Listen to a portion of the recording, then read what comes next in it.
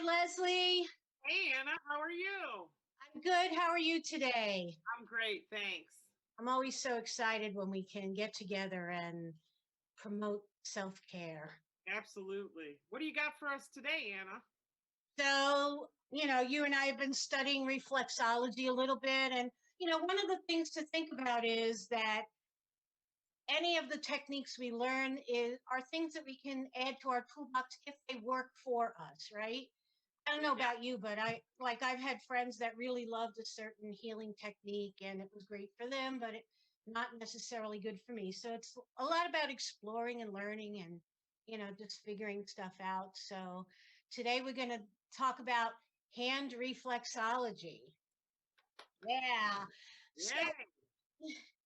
it's one of those holistic healing techniques that you and I are fond of, and it works with precise reflex points on the feet, hands, and ears.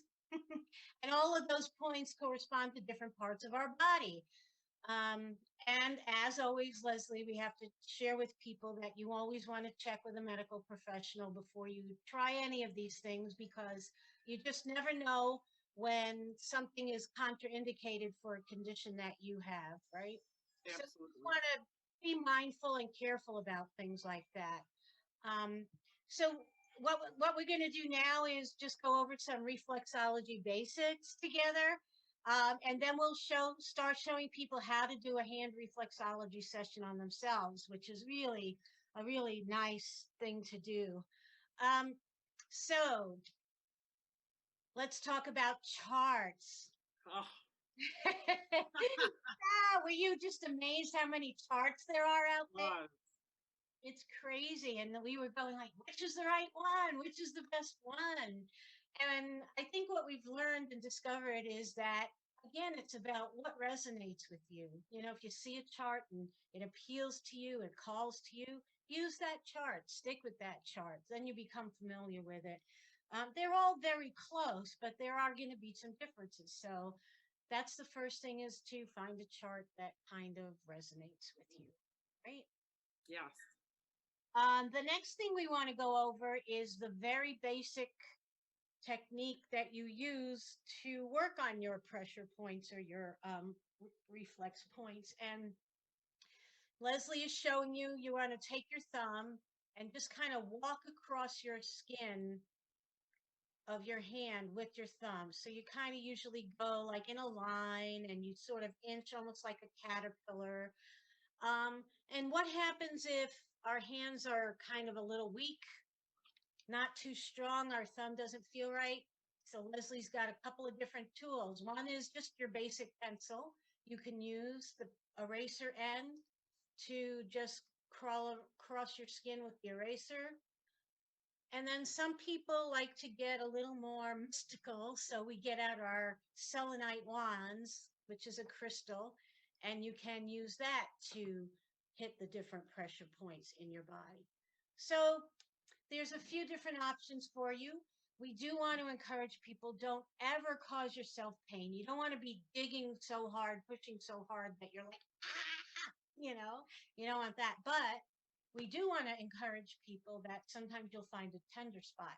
And that is your body's way of telling you that that's an area you need to work on. So you want to gently continue to work in that one area, like Leslie is showing, just a gentle massage, and pay attention. When you need to stop, you stop. When you want to go back, you go back.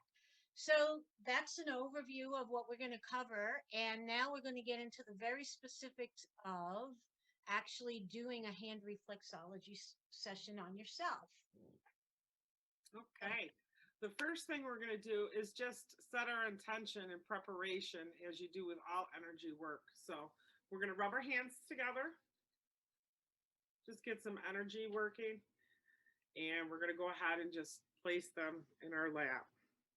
We're just going to take a few moments to be mindful and concentrate on our breathing. And we're going to set the intention for our session today to be relaxed and comfortable. Or if you choose a different intention because you're drawn to it or something you may want to achieve from this session of self-care, we'll do that now. we're feeling relaxed and more comfortable. Okay, the next part we're going to go into, Anna's going to cover, is our warm up. Yeah, so what we want to do is clasp our fingers together, and we can just gently rotate our wrists around, and you can go in either direction, whatever feels right, paying attention. You may hear a little bit of cracking and popping, and that's normal and natural, your body releasing stuff, which is wonderful. Then what you want to do is bring your elbows up, and you can pull your fingers apart. And then if you want to, you can also pull on each finger individually. And again, we're just warming things up. It lets your body know that, hey, we're going to do some work. We're communicating with each other. Let me know how it's going. And then after we do that, we can flex our palm and then go the other way. And then you can gently twist your wrist from side to side. And then we're going to do the other hand. And the other way. Twisting from side to side. So now we're nice and warmed up, and Leslie can show us how we start doing a thumb walk in a pattern.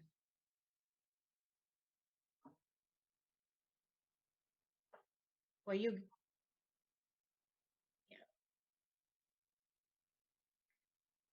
Very nice. Okay, I'm showing you how to do a thumb walk, and we're going to start at the base of the hand and walk to the outside of the thumb to the top. As we do this from the base of the hand on the thumb, it is our spine, and to the top is the brain. And we go through this with every single digit. Take your time, there's no hurry.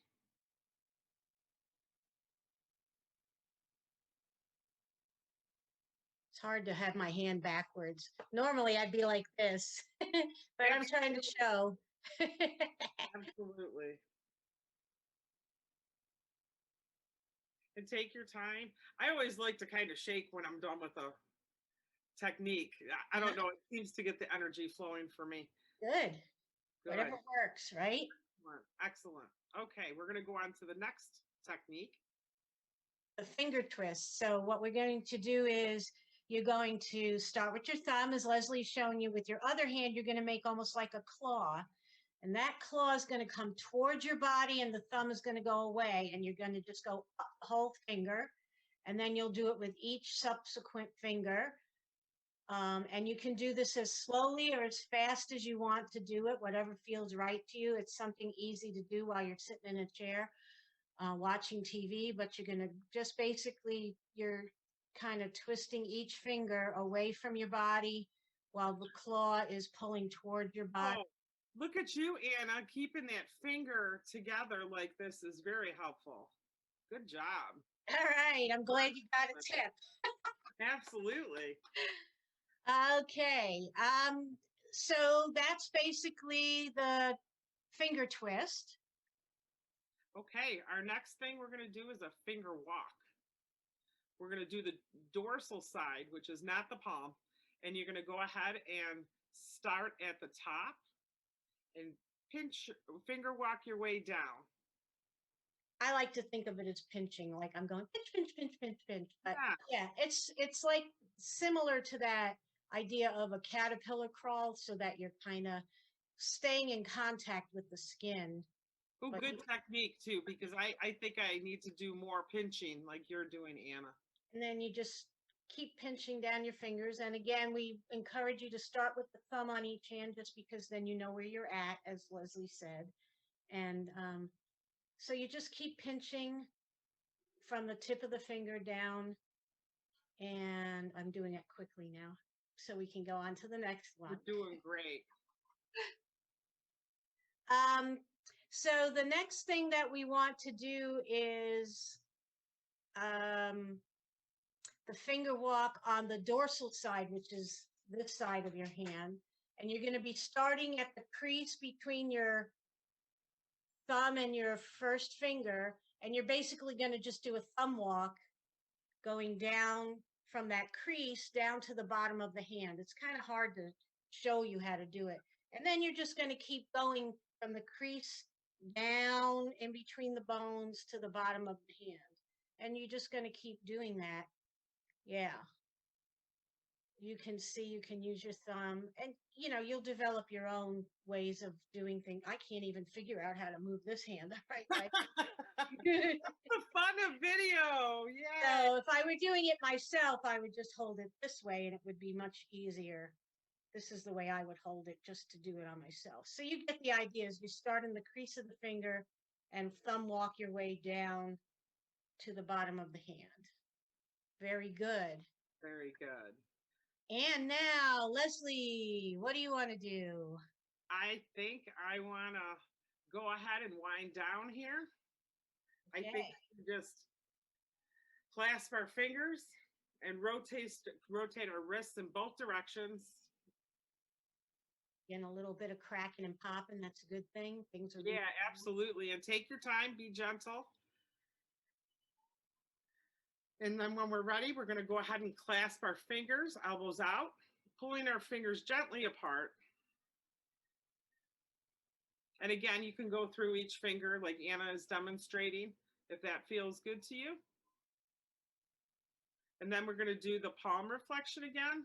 We're going to bend in both directions, palm down and out, the dorsal down and out, and the side to rotation of each hand, as Anna will show us. Okay, let's shake it out. Okay, and place our hands in our lap again. Let's sit for a few moments in this place of gratitude and thankfulness. Thankfulness for the time to do something just for ourselves in this breath of self-care. Today, we went over an excellent tool to put in our self-care toolbox. We want to say thank you for sharing this healing space with us. And also just a simple reminder that after any healing session, we want to take the time to hydrate. Water is always the best. If you'd like written instructions on this hand reflexology, there'll be a slide with the information on that. And we just want to say namaste and thank you for sharing this time with us. Bye. See you next time, Anna. See ya.